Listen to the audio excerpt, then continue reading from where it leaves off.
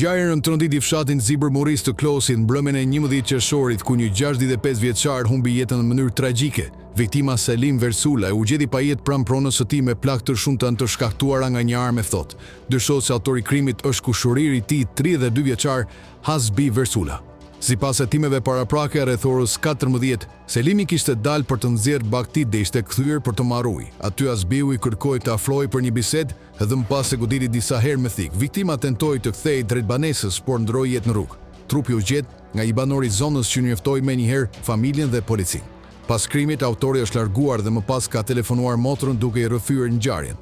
Ai u kap në orët e para të mëngjesit në lagjen e Allies të Tiranës, ku ishte strehuar në shtëpinë e të vllajt. Policia sekuestroi dhe armën e krimit. Dyshohet se 32 vjeçari vuante nga probleme të shëndetit mendor. Ndaj tij rëndojnë akuza për vrasje me paramendim dhe mbajtje pa leje të armëve të ftohta. Materialet i kaluan prokurorisë së Diprës për veprime të mëtejshme.